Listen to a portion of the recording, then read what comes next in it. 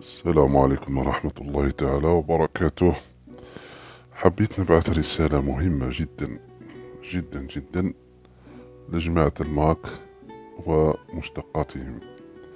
هذه الرسالة يعني ربما تفيقوا قبل ما يفوت الأوان وتندموا، ولكن هذاك النهار ما غاديش ينفعكم الندم، لأن التاريخ لا يرحم والتاريخ لا يكذب، خاصة إذا كان فيه ديزارشيف اللي رايح نبينها لكم الآن. نخليكم معها، تبعوني رايح تفهموا واش راني حاب نقول. تفضل. Georges Frêche, qui dès hier se disait victime d'un procès stalinien, ce n'est pas la première fois qu'il tient des propos provocateurs, voire scandaleux. Il a été condamné à une amende cette semaine à Montpellier pour avoir traité les harkis de sous-hommes. Léo Lamberton, Pascal Ponce. C'est ce qu'on appelait en 1917 fusillé pour l'exemple. Président de la région Languedoc-Roussillon, l'ancien maire de Montpellier n'a pas l'habitude de mâcher ses mots et parfois il va trop loin. Une association harki vient de porter plainte pour injure après des propos tenus hier en public. Armel Goyon et Valérie Banabera. Vous faites partie des harkis qui ont vocation à être cocus jusqu'à la fin des temps. Ces gens-là vous ont laissé... C'était hier à Montpellier, quartier Masdrevon, lors d'un hommage rendu à un ancien porte-parole de la communauté pied-noir, Jacques Roseau. Un hommage avancé de quelques semaines par Georges Frêche afin de souligner le rôle positif de la colonisation française en Algérie. Très vite, le président de Région des Rap. Allez avec les gaullistes, vos frères, à Palavas, vous y saurez très bien. Ils ont massacré les vôtres en Algérie et encore vous allez leur lécher les bottes. Mais vous n'avez rien du tout, vous êtes des sous-hommes. Vous n'avez rien du tout, vous n'avez aucun honneur. Voilà, vous n'avez rien du tout, vous n'avez aucun honneur. ما عندكم والو، ما عندكم حتى شرف. انتم لستم شرفاء، انتم غير حركة بعتوا بلادكم من اجلنا. هذا الكلام راكم سمعتوه بودنيكم، وراحوا الحركة اجتمعوا باش يشكوا بيه عند الدولة الفرنسية، وراح نخليكم تشوفوهم كيفاش يبكوا ويقول لك رانا مجروحين في كرامتنا. هو يقال لهم ما عندكم ولا كرامة، انتم دي سوزوم، انتم قيمتكم تحت البشر. في الجزائر تقولوا لنا حنايا هما الكل، ولكن في فرنسا يقولوا لكم انتم تحت البشر، هما يقولوا لكم ما تسواو والو. اذا تاخذوا الدرس ولا تكملوا في عماكم، كملوا. Hier, je les ai très très mal pris parce que j'ai perdu mon père il y a un mois, qui est un ancien combattant, qui est harki. J'étais en face de Monsieur Frêche. Vous savez, j'ai très très mal pris. Moi, je suis blessé. Vraiment, je suis blessé parce que le remerciement, c'est ça. C'est ça. Un homme politique qui se permet de dire ça, c'est interdit. C'est inacceptable. C'est inacceptable. Alors que je veux que Georges Frêche, maintenant, prenne ses responsabilités et fasse des excuses à tous nos parents, vivants ici et aux morts. Une plainte a été déposée hier par le président d'une association de harkis pour injure et diffamation. Il ne faut pas laisser passer, on ne peut pas se laisser injurier nos parents. Aujourd'hui, certains harkis sont malades, ils ont été touchés au plus profond d'eux-mêmes. La colère de Georges Frêche a été déclenchée par la présence de membres de la communauté harki à un rassemblement organisé par l'UMP le même matin. الحاجة اللي خلاته غضب هذاك جورج فريش، رئيس حزب في منطقة لندن كريستيان في جنوب فرنسا، وهي أن هاد الناس كانوا مع حزب الاشتراكي السوسياليست، ومن بعد ظهروا عليه وراحوا الحزب تاع اليو ام بي اللي كان رأسه ساركوزي. راح قال لهم انتوما مرخص غدارين، وين يصوت الريح تبعوه، ما عندكم ولا شرف ولا قيمة، غدرتوا بلادكم واليوم تغدروا في الحزب تاعي. صح، ناس مذبذبين، نتوما نفس الشيء، مرة مع فرنسا، مرة مع الصهاينة، مرة مع الجزائر، مرة ضدها، ماكم عارفين وين تصدوا. ولكن التاريخ لن يرحم. يسبوكم وخدموهم كيما تحبوا، تبقاو دي سوزوم. سمعت يا الماكو يا رشاد؟ تعيشوا الذل خارج بلادكم، يشهد عليكم تاريخ انكم نتوما ولادكم واحفادكم مقصيين، ما عندكم ولا شرف ودوك نزيد نعطيكم أمثلة تاع شعب آخر اللي تحالف مع العدو نتاعه وتشوفوا المصير تاعه كيفاش كان أقل من الكلاب. دوك نوريكم، صبروا معايا برك حتى النهاية. شكرا. Oui, c'est un rassemblement pour soutenir le texte sur le rôle positif de la colonisation. Ce sont deux hommes que l'histoire a réunis. L'histoire du XXe siècle, mais surtout l'histoire d'un sous-préfet, Jean-Marie Robert, en poste à Akbou, en Algérie à partir de 1959. En poste à Akbou, en Algérie à partir de 1959. En poste à Akbou, en Algérie à partir de 1959. En poste à Akbou, en Algérie à partir de 1959. Une carrière que son fils Hugues connaissait mal, jusqu'au déballage d'un carton familial. Il y avait des milliers et des milliers de lettres, des milliers de rapports. Il y avait des rapports confidentiels secrets. Je me suis dit, mais c'est pas possible. C'est mon père, ça? Et à partir de là, j'ai plongé dans toutes ces archives. Sous-préfet en pleine période charnière, Jean-Marie Robert est un fervent partisan de l'Algérie algérienne. Au fil des mois et de ses correspondances, apparaît chez lui une révolte contre une situation qui dégénère et contre les agissements de l'armée française. Ce qui le révoltait le plus, c'était l'arbitraire de l'armée, des militaires, qui torturaient. Quand il est arrivé, il a lutté contre les camps de regroupement et contre la torture. Ça a été ses premiers combats. Les années passent et arrive le cessez-le-feu. Se pose alors la question de la migration des Harkis. Le sort de ces Algériens engagés dans l'armée française est désormais menacé par le FLN, le préoccupe. Boussaad Boukéroui l'a croisé. C'est en partie grâce à lui qu'il a pu rejoindre la métropole. Bon, il m'a dit, vous voulez y aller en France? J'ai dit oui.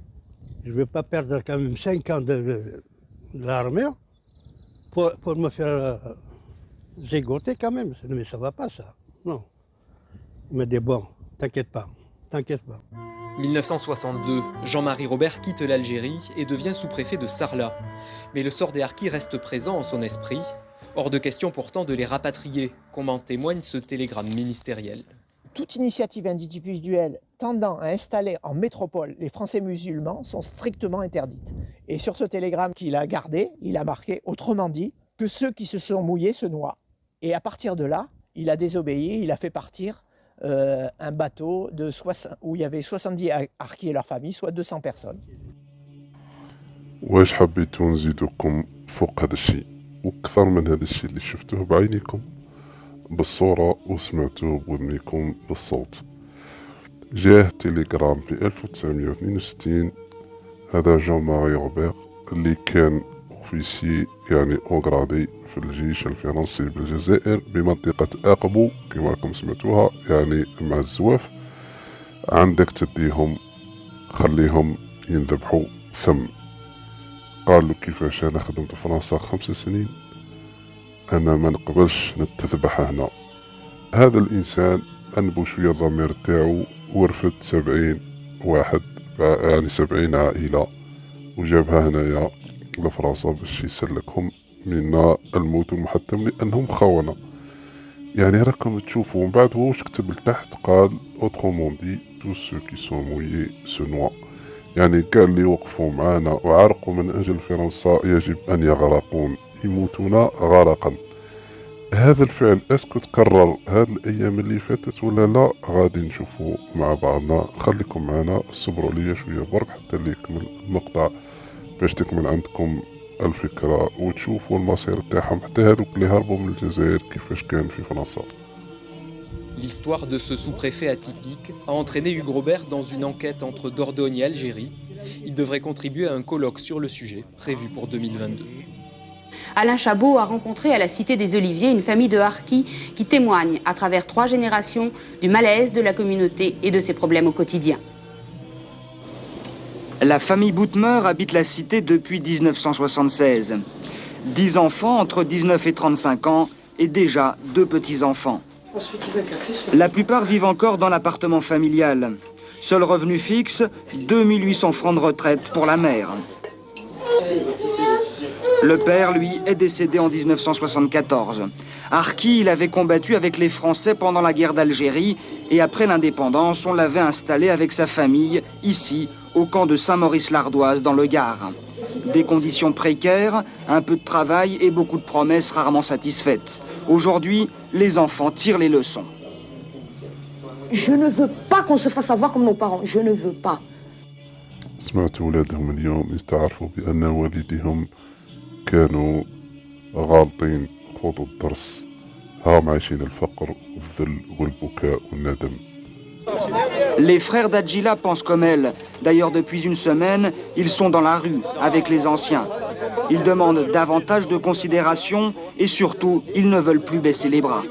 On est en train de se battre pour arriver à quelque chose, hein, et j'espère que ça servira. Pour l'instant, c'est le chômage. Seul l'aîné travaille. Les autres pointent à la NPE. Échec scolaire, pas de formation professionnelle ou très peu. Pour joindre les deux bouts, restent les sociétés intérimaires ou alors le travail au noir dans la maçonnerie ou l'agriculture. La famille Boutmer, c'est l'échec d'une intégration. هم هنا حتى كي خرجوا بجلودهم ولكن ما سلكوش، عاشوا الفقر، التهميش، الذل. 15-20 واحد في بارتما، قبل ما يعطوهم هذوك البارتمات كانوا عايشين في دي كون كيما كانوا اليهود في وقت النازية، مذلولين يبوانتي في لامبيو، يحوس على الخدمة وما يلقاهاش، وكي يلقاه في الماسونغي كما كنتم سمعتوا ولا في الكحل، يعني ما عندوش اوكين كوفرتور سوسيال، مهمش، يعني يكبر لا روتريت ما كانش، الحقوق نتاعه تروح مهضومة. كيفاش غادي يكمل حياته هذا الانسان في دولة خدمها طول حياته؟ نتوما حبيتوا تاخذوا العبرة خذوها، ما حبيتوش مانيش. تبعوا الماك، تبعوا رشاد حتى النهار اللي يدخلوكم في حيط ويمشوا ويخلوكم. هذوك أداة في يد الصهاينة وراكم تشوفوا، ومازال كاع الناس اللي خدموا الأديان نتاع الأمة نتاعهم، والله العلي العظيم التاريخ معمر بالقصص وبالمواعظ، ولكن ما حبيتوش تتعظوا. انتم أحرار دبروا لسانكم، ولكن أنا راني نعطيكم في نماذج من التاريخ تشوفوا فيها قدامكم حقائق يعني غير قابلة للجدال. راح نشوفوا ثاني موقف آخر اللي يمكن تتعظوا منه. يقول لك صورة أبلغ من 1000 خطاب. هاهم الأمريكان كانوا دخلوا على أفغانستان، احتلوها، ولقاو الناس اللي يعشقوهم ويعبدوهم ويركعوا لهم ويسجدوا لهم، وخدموا معاهم وتحت الراية تاعهم ورفدوا سلاحهم وقاتلوا خاوتهم معاهم. في الأخير كي قرروا أنهم ينسحبوا ولاو يجروا، كاين اللي شد في الطيارة وشحال من واحد طاح، بصح راحت الطيارة. لكن حبينا نشوفوا القيمة نتاع هذا الناس عند هذا الجنود، هذا الناس ذكي اللي ضحى بنفسه بأهله بشرفه بسمعته باسمه من أجل US Air Force ولا من أجل لي مارينز نتاع الأمريكان، الرونجاس نتاع الأمريكاني. وكي جاو رايحين نشوفوا القيمة نتاع هذا الناس وين ولات. ممنوع تقرب، بل قتلوا منهم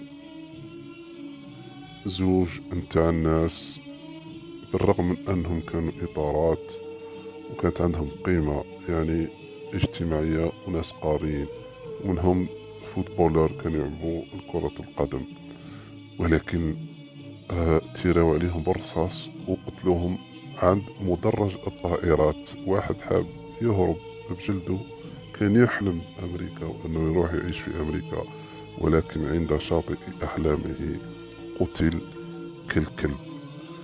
بل والله راح تصدمكم الصورة القادمة وتشوفوها. قلت كالكلب؟ لا، هذا الجيل أمنوا مقاعد للكلاب نتاعهم في الطائرات وداروا لكل كلب مكان نتاعو، طائرة خاصة. ولكن الأفغاني القيمة نتاعو كانت أقل من الكلب الأمريكي.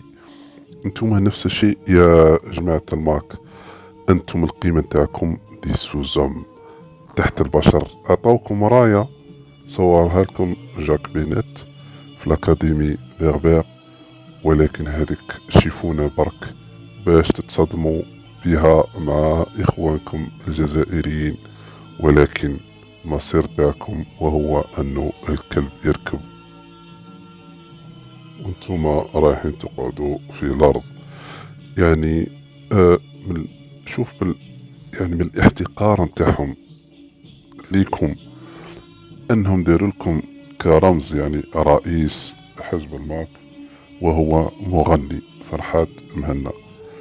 يعني لو كان على الأقل كان إنسان مثقف قاري، إنسان فاهم واعي، عنده استراتيجية سياسية اقتصادية اجتماعية، عنده فكرة، يعني كما نقولوا ما شاء الله، نقولوا يعني ربما غرهم الفكر والذكاء والبصيرة نتاع هذا الزعيم الإنسان اللي راه يمثلهم، ولكن داروا لكم مغني يمثلكم. هذا واش تسواو؟ هذه غير البداية، مازال ما راكمش في نص المشوار. الله يهديكم. نقول الله يهديكم لأنكم راكم تشوفوا في بلادكم محاطة من طرف كل الأعداء. من الجهة الغربية راكم تشوفوا راية الماك في تاع رشاد في المغرب وتاع الصهاينة، من الجهة الأخرى الإمارات في جانب الموريتاني، مالي والنيجر راكم تشوفوا في الراية الأمريكية والفرنسية اللي راكم قاعدين راكعين ساجدين قدامها.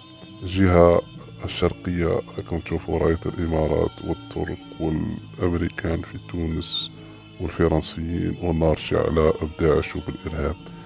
وتزيدون انتوما داخل الوطن، عيب عليكم. تاريخ راحي يعني يلعنكم صراحة، ما نلقاش كلمة أقوى من هذه.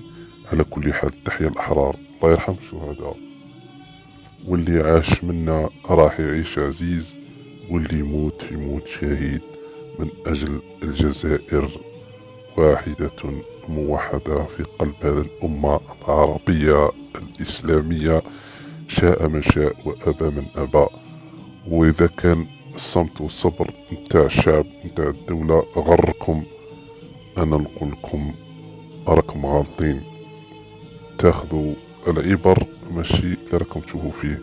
ها هم هنا الأفغان الطالبان، صحيح قولوا عليهم ما شئتم إرهابيين، لكن قعدوا على المبادئ نتاعهم. وفي الأخير أمريكا العظمى بعد 20 سنة نفقت 1000 مليار أو 2000 مليار دولار وخرجت، واللي غلب في النيغوسياسيون هما الطالبان. على كل حال ما تنسوش تقسموا يا خاوتي المقطع هذا وتدعموا وتحطوا لايك. يجب أن هذا الدرس يوصل لكل ماكيست وكل راشيديست، زيطوطيست، نكازيست، جماعة طابو، جماعة عسول، وجماعة بوشاشي، وكاع الجماعة اللي كل واحد يجبد في الكوفرطة من جهته واش هو الهدف، تخريب الجزائر. ولكن كما قال القائد صالح الله يرحمه، والجزائر عمرها ما تطيح. حبوا يدفنوا الجزائر والجزائر عمرها ما تندفن، لأن عليها رجال، وفوق الرجال رب يحمي أولئك الرجال. تحية للجيش الشعبي الوطني. السلام عليكم ورحمة الله تعالى وبركاته.